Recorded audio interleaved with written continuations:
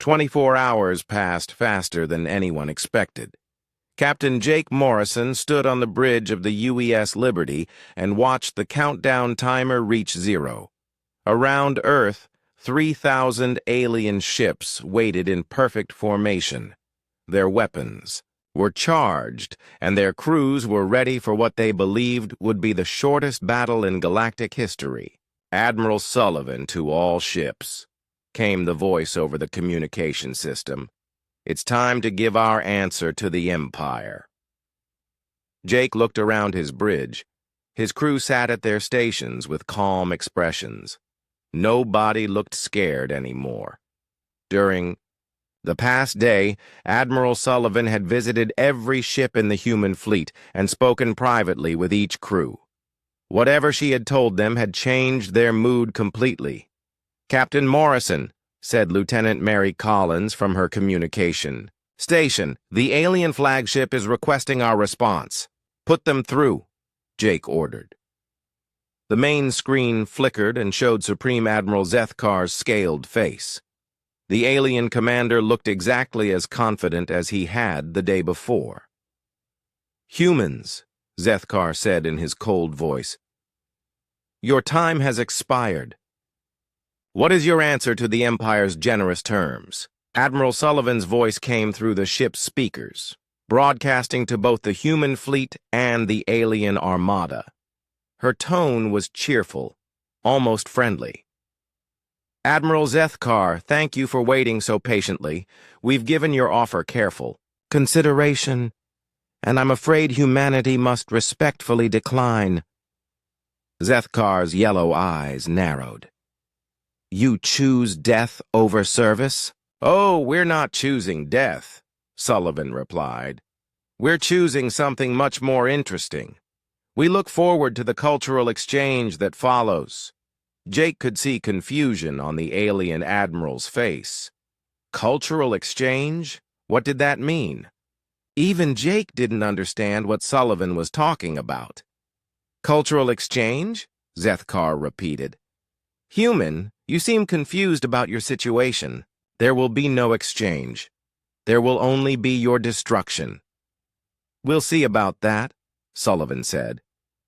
"By the way, Admiral, do you like music? We thought we'd play something appropriate for the occasion." Before Zethkar could respond, the communication cut off. Immediately, the human fleet began broadcasting music on every frequency. Jake recognized the piece as the Blue Danube Waltz, a classical composition from Earth's past. "Captain," said Lieutenant Collins, "why are we playing music?" "Admiral, Sullivan said she has a sense of humor about these things," Jake replied. "I'm starting to think she wasn't joking." On the screens around the bridge, Jake could see the alien fleet beginning to move. Their ships shifted into attack formation, weapons powering up and targeting systems locking onto the human vessels. 3,000 ships preparing to destroy 12. "All ships, assume defensive formation around Earth," came Sullivan's voice. "Remember, people, stick to the plan. Let them come to us." The human fleet moved into a tight cluster around their home planet. To anyone watching, it looked like a desperate last stand. 12 small ships trying to protect their world against impossible odds. Jake checked his ship's status displays. Everything looked normal. The Liberty appeared to be a standard military vessel with basic weapons and shields. The alien sensors would read the same thing they had been reading for the past day. Primitive technology operated by a species that didn't understand what real warfare looked like. "Captain Foster to all ships," came Amy's voice from the UES Resilience. "I'm detecting interesting readings from the alien fleet.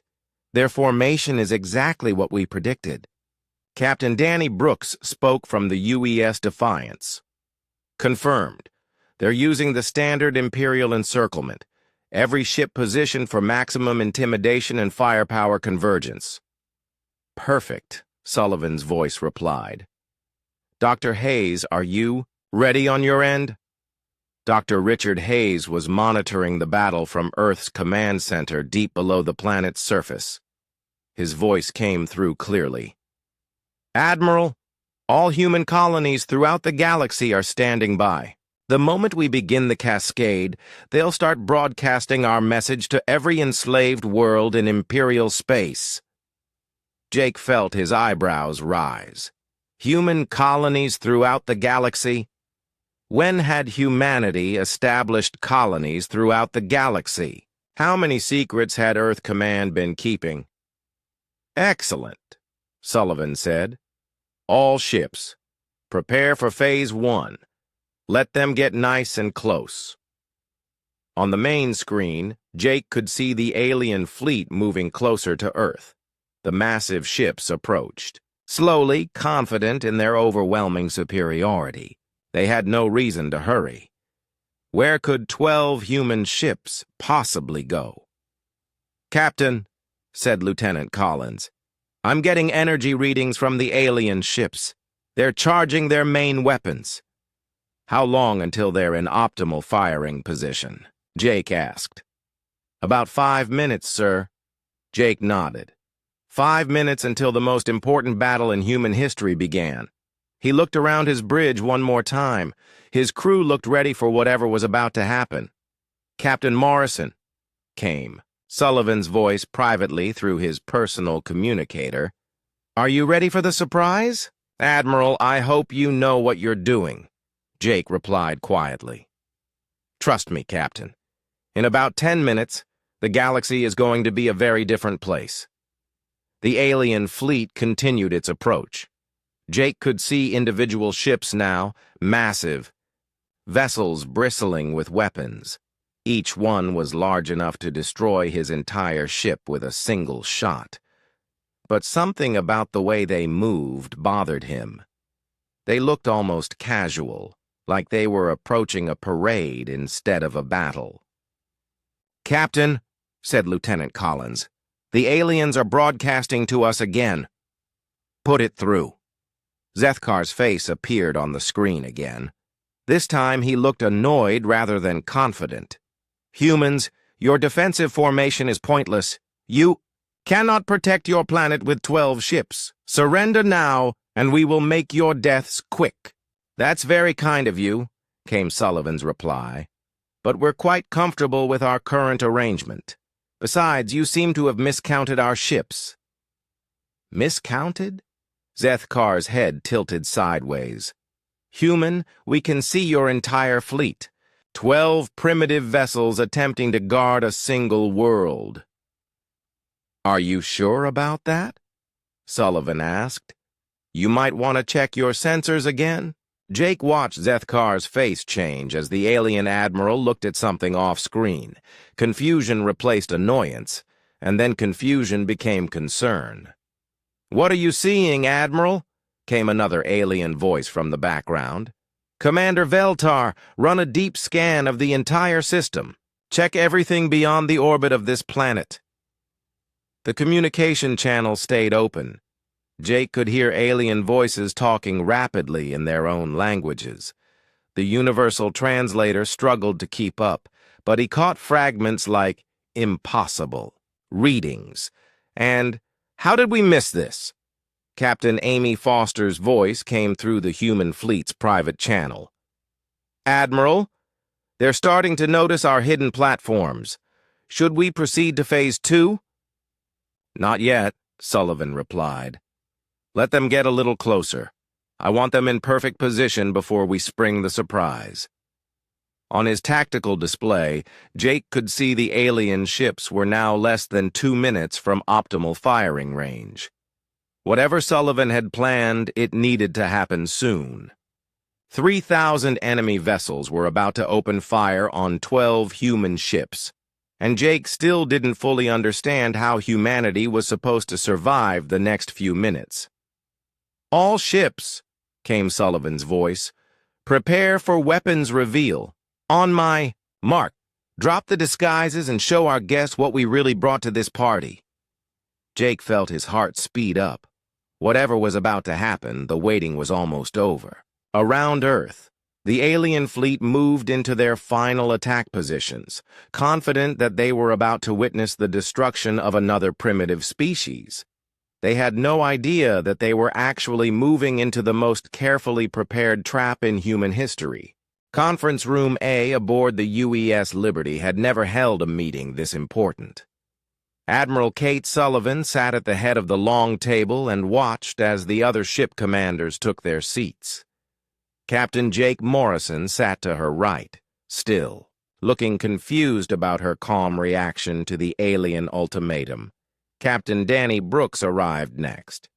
He commanded the UES Defiance, humanity's newest warship.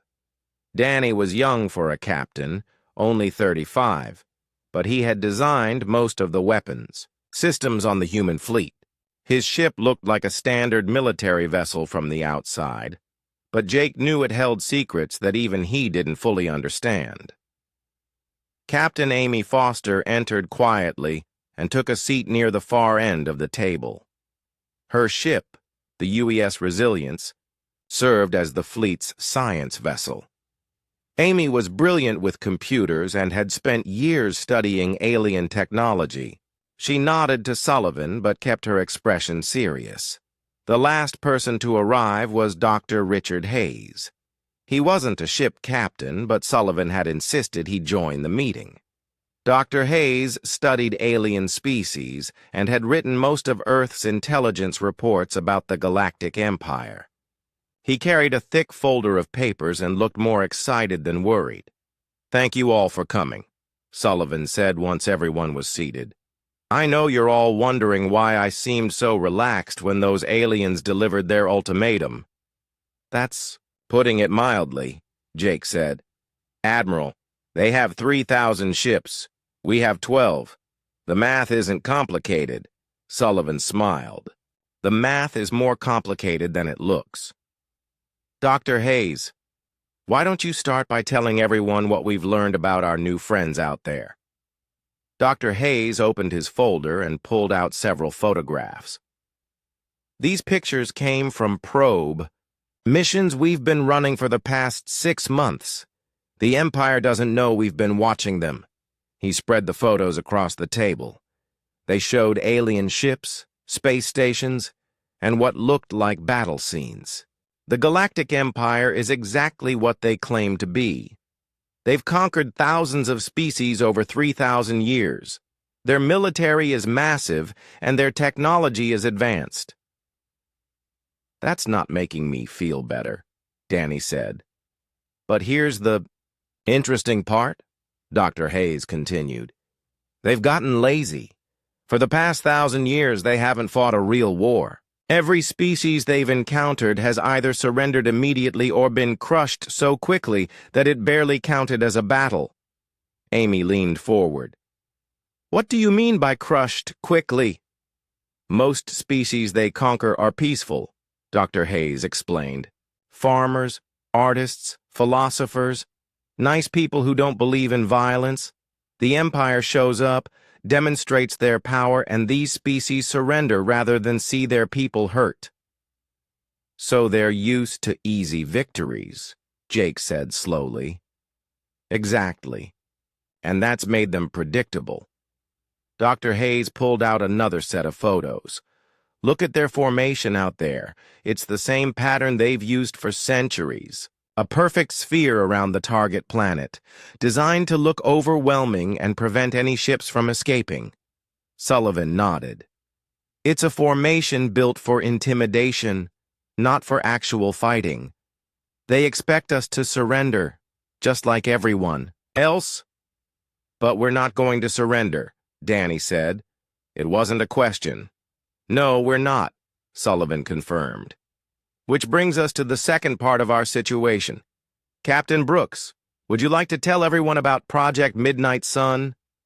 Danny looked around the table. "How much are they cleared to know?"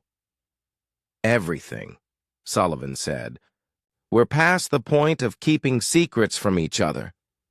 Danny took a deep breath. "For the past 2 years, Earth Command has been working on a project based on captured alien technology. We've been building weapons and systems specifically designed to fight the Galactic Empire. Jake felt his eyebrows rise. Captured alien technology? When did we capture alien technology? The Empire has been watching us longer than we've been watching them, Amy explained. About 3 years ago, one of their scout ships had engine trouble in our outer solar system. They thought they fixed it and left, but they left behind some debris. We found it, Dr. Hayes added, and we've been studying it ever since. That's how we learned about the Empire in the first place. The debris gave us insights into how their systems work, Danny continued. All Imperial ships use connected networks. They share information instantly across their entire fleet. It makes them very efficient.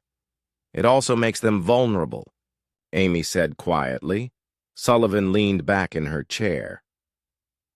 Would you like to explain that, Captain Foster? Amy pulled out a small device that looked like a modified tablet. Imperial ships are all connected to each other. They trust their network completely because no one has ever been able to hack it. But we've had 3 years to study their code. And, Jake prompted. And we can hack it, Amy said simply. Not just hack it. We can take it over completely. Make their ships think enemy vessels are allies. Make their weapons target their own fleet. Make their engines shut down or overload. Jake stared at her. You're saying we can turn their own ships against them? That's exactly what I'm saying. But there's a catch. Amy looked at Sullivan. It only works if we can get close enough to their fleet to establish a connection. And the connection needs time to spread through their entire network. How much time? Jake asked. About 15 minutes, Danny said. 15 minutes where we have to survive being shot at by 3,000 ships. The room fell silent. Jake could hear his own heartbeat. 15 minutes didn't sound like very long, but in space combat, it was an eternity. There's more, Sullivan said. Commander Steve Parker has been working on modifications to our ships. Steve couldn't be here because he's making final preparations, but I can tell you what he's done. She stood up and walked to the room's display screen. With a few button presses, she brought up a technical diagram of the Liberty. This is what the Empire thinks our ships look like, she said. Standard human military vessels with basic weapons and shields. She pressed another button. The diagram changed dramatically.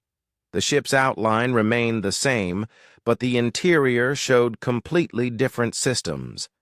This is what our ships really look like now. Jake studied the new diagram. He recognized some of the systems, but others were completely unfamiliar. Admiral, what am I looking at? Quantum disruptors, adaptive shielding, and disguised weapon platforms, Sullivan explained. Every ship in our fleet has been rebuilt from the inside out. The Empire's sensors will read us as primitive vessels right up until the moment we reveal what we really are. How is that possible? Jake asked.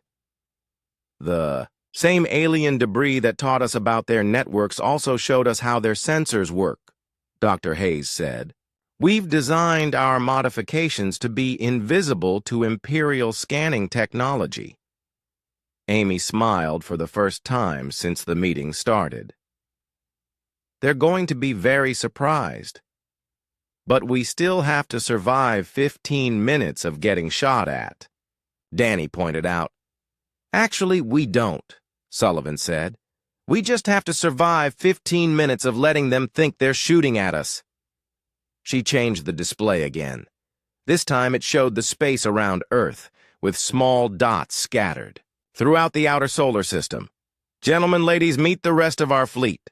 Jake counted the dots on the screen. There were dozens of them, hidden behind asteroids, moons, and space debris. How many ships do we really have? He asked. Counting the 12 visible ones? About 200, Sullivan said casually. Most of them are smaller than what you're used to, but they pack a punch. The room erupted in surprised voices. Jake held up his hand for quiet. Admiral, with respect, how did Earth Command build 200 ships without anyone knowing about it? We didn't build them all on Earth, Sullivan explained. We've been using automated construction facilities in the asteroid belt and around Jupiter. The Empire's scouts only looked at Earth and Mars. They never checked the outer system. Dr. Hayes nodded. It's another sign of their overconfidence. They assumed that a primitive species like humanity could only build ships near their home planet. So what's the plan? Jake asked. Sullivan sat back down. Tomorrow, when our 24 hours are up, we're going to politely decline their generous offer. They'll attack us with their entire fleet, expecting an easy victory. Instead, they're going to find out what happens when someone actually fights back. And if the plan doesn't work? Amy asked. Sullivan's smile became sharp. Then humanity goes down fighting, and the next species the Empire tries to conquer will find some very interesting wreckage to study. 2 days later, the Defiance escorted the Harmony's Edge toward the edge of human space. The alien crew had spent those days learning things about humans that would give them nightmares for years to come. Dr. Vellana sat in the human ship's medical bay, watching Dr. Kane work on injured crew members from the pirate battle. The human doctor treated wounds that would have killed most species, and her patients joked while she worked on them. Does it hurt? Dr. Vellana asked a human engineer who had a piece of metal sticking out of his shoulder. Everything hurts, the man laughed. But pain means you're still alive. Dead people don't complain. Dr. Kane pulled the metal out without warning. The engineer didn't even flinch. Jimmy's been hurt worse than this, she explained to the shocked alien. Remember when that pirate ship exploded and you got hit by debris? Which time? Jimmy asked, looking at his bandaged shoulder. This year or last year? The casual way humans discussed serious injuries made Dr. Vellana feel sick. These people lived with violence and death like other species lived with weather. On the bridge, Lieutenant Pax was watching Ryan work at the communications station. The human was monitoring dozens of channels at once, listening to traffic from across the galaxy. How do you keep track of all this? Lieutenant Pax asked. Practice, Ryan answered, not looking up from his screens. We monitor everything. Pirate movements, merchant routes, military communications. Information saves lives. Whose lives? Everyone's. The more we know about threats, the fewer people get hurt. Ryan pointed to one of his displays. See this? 3 pirate groups just changed. Course away from the shipping lanes.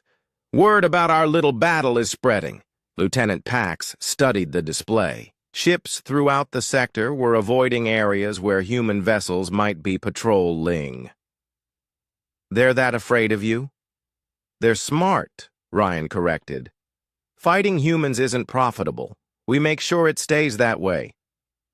In the engine room, Chief Engineer Korvash was learning about human engineering from Pete. The alien engineer couldn't understand how the human systems worked. This makes no sense, Korvash said, looking at a power distribution panel. You have 17 different ways to reroute energy. Why? Because 15 ways isn't enough, Pete answered, checking a damaged power cable. Human ships are designed to keep fighting no matter what breaks. But this is incredibly inefficient. Efficient ships die when something goes wrong. Inefficient ships keep their crews alive. Pete showed him another system. Look at this. Main power fails, we switch to backup power.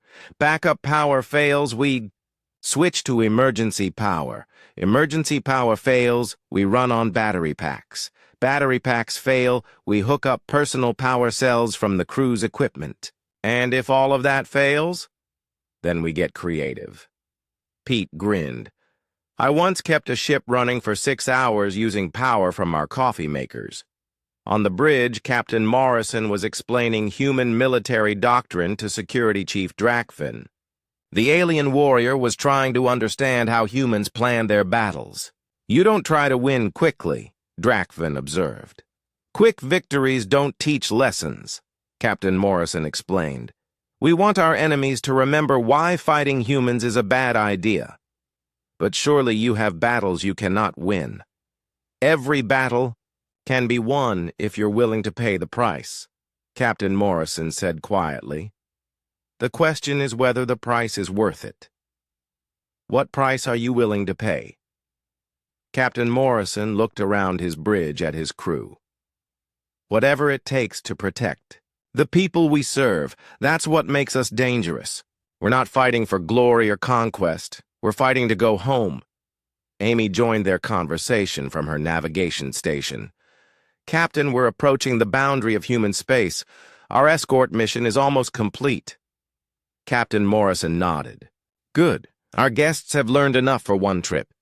Dr. Vellana, Lieutenant Pax, and Chief Korvash gathered on the bridge for their final conversation with the human crew. They had come aboard expecting to study primitive technology. Instead, they had learned why the galaxy feared humanity. Captain Morrison, Dr. Vellana said carefully, may I ask you something? Go ahead. How many ships like this one do humans have? Captain Morrison and his crew exchanged looks. Amy pulled up a display on her computer.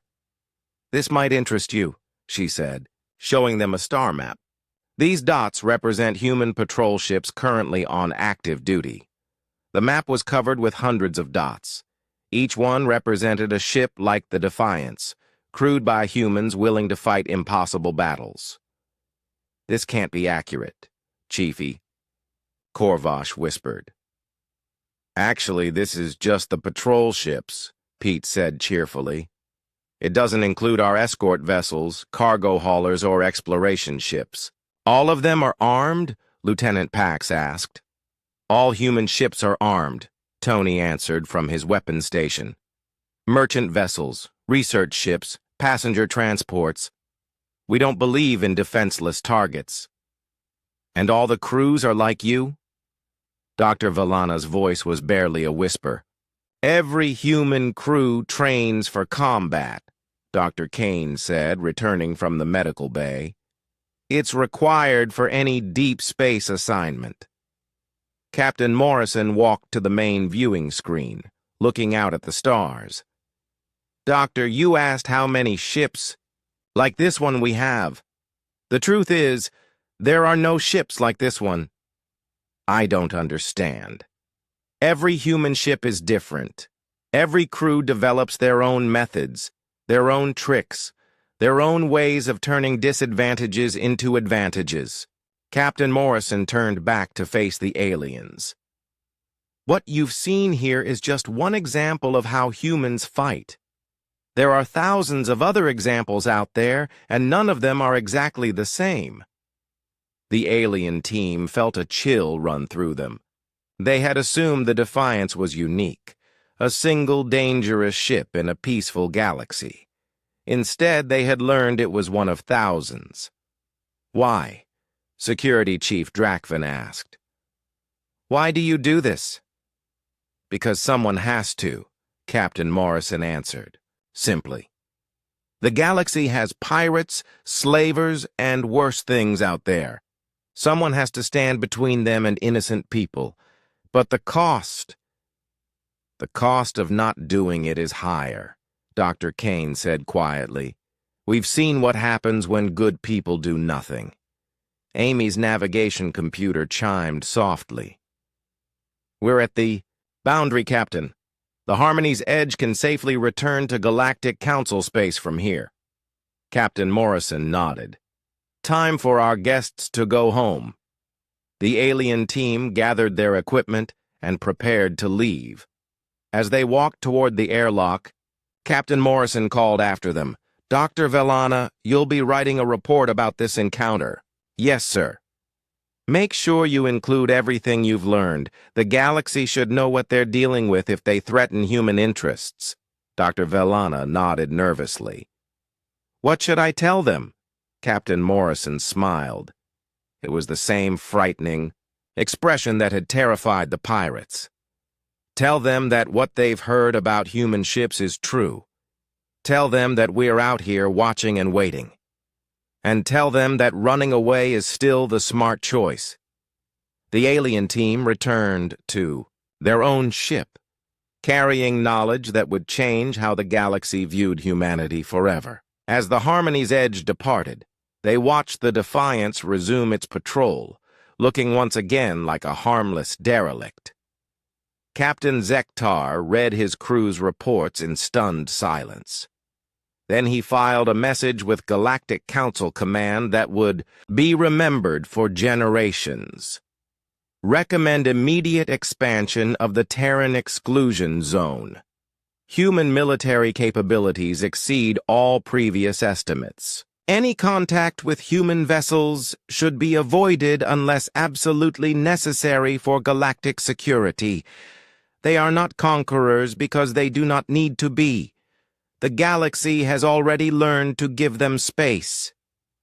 The Defiance disappeared into the darkness. Between stars, one of thousands of human ships that kept the galaxy safe by being too dangerous to fight. The stars looked different when you knew they were all controlled by someone else. Captain Jake Morrison stood on the bridge of the UES Liberty and watched the alien fleet appear on his screens. One by one, massive ships dropped out of faster-than-light travel and took positions around Earth's outer space. Jake had seen pictures of alien ships before. The intelligence reports showed blurry photos and rough drawings. Nothing had prepared him for seeing them in person. The smallest enemy ship was 3 times larger than the Liberty. The biggest ones looked like floating cities made of dark metal and strange curves. "Captain, we're getting a signal from the lead alien ship," said Lieutenant Mary Collins from her communications station. Her voice stayed steady, but Jake could see her hands shaking slightly as she worked the controls. "Put it on the main screen," Jake said. He straightened his uniform and tried to look calm. Behind him, the bridge crew of 20 men and women stayed at their posts. They all knew this moment would decide whether humanity lived or died. The screen flickered and showed an alien face. Jake had studied the files, but seeing a real Korthian was still shocking. The creature looked like a mix between a lizard and a bird. Its skin was dark green with patches of scales. Yellow eyes stared at Jake without blinking. When it spoke, its voice came through the translation system as cold and formal.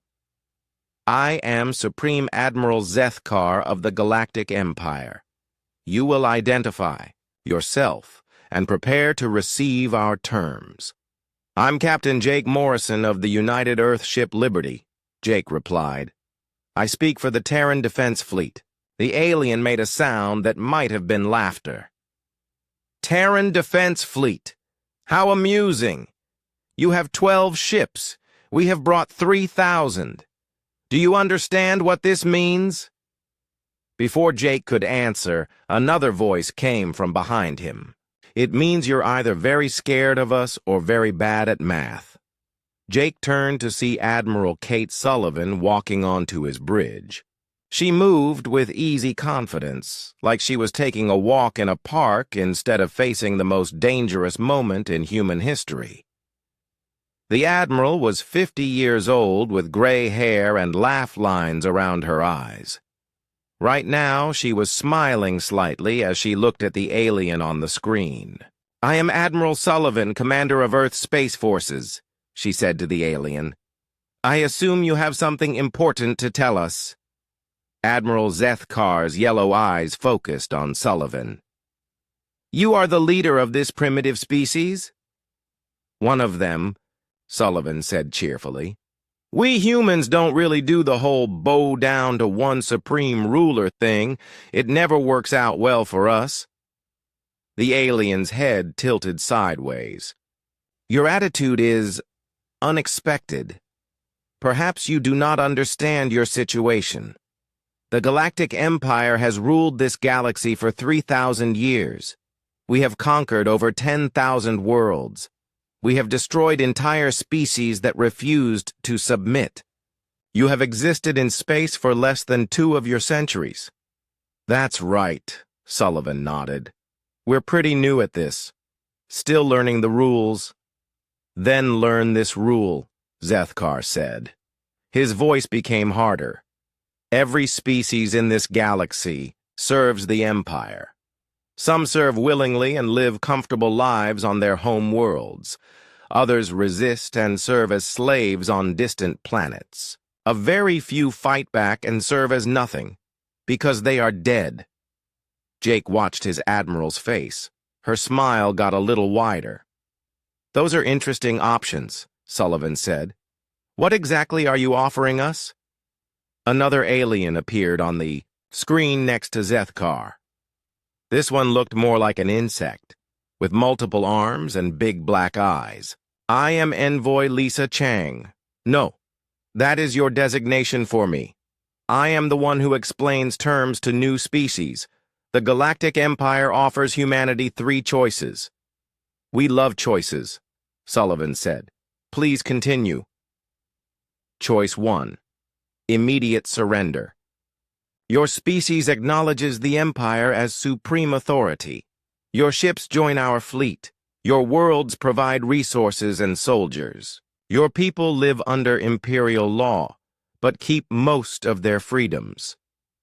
That doesn't sound too bad, Sullivan said.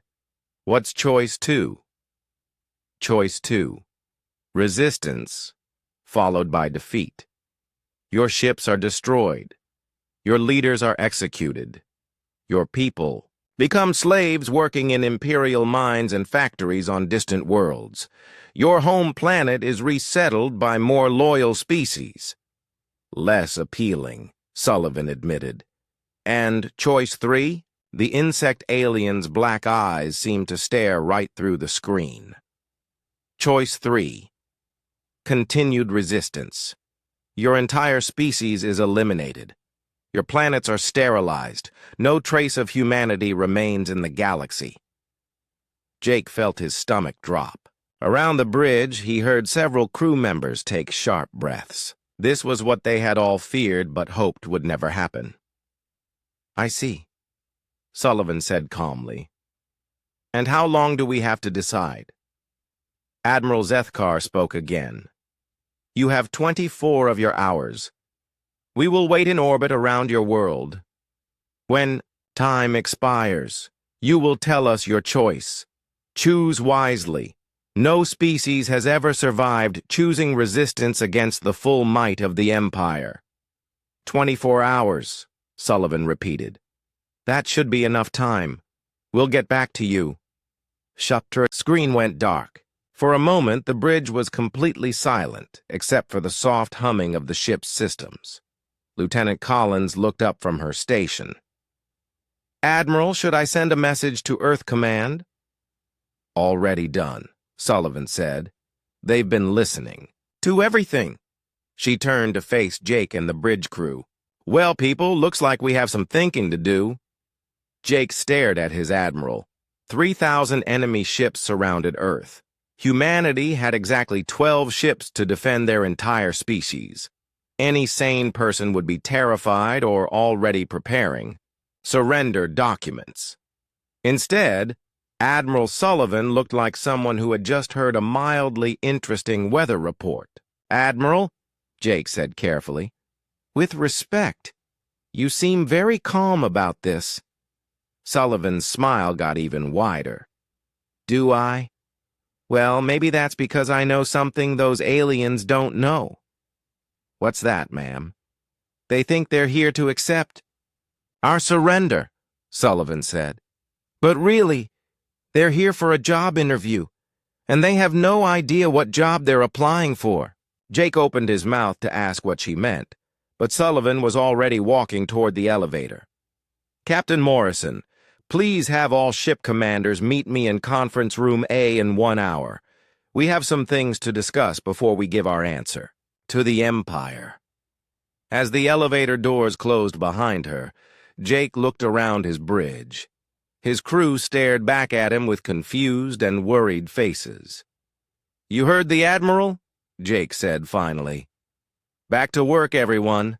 And try not to worry. If Admiral Sullivan is smiling, that usually means she has a plan."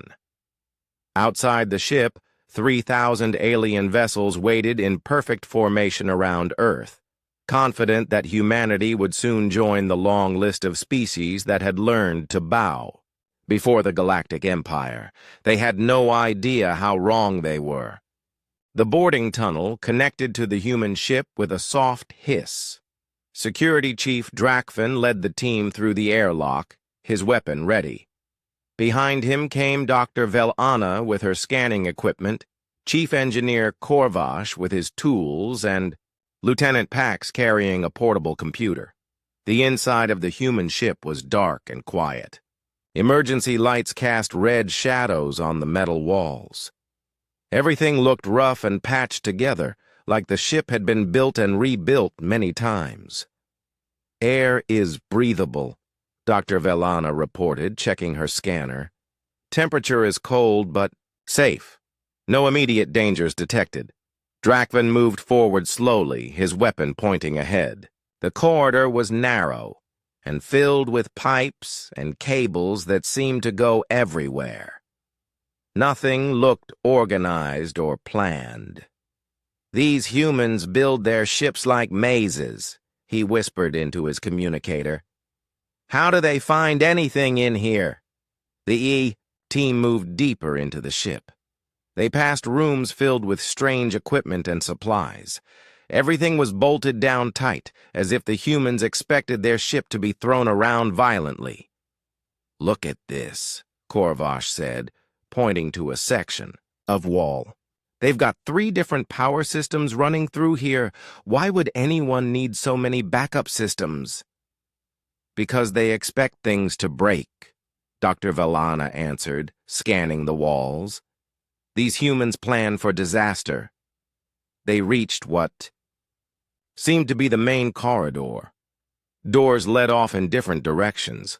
Signs were written in human language that their computers could only partly translate. "Which way?" asked Lieutenant Pax. "Bridge should be forward," Drakvin decided. "We get their computer files and leave." The team moved toward the front of the ship.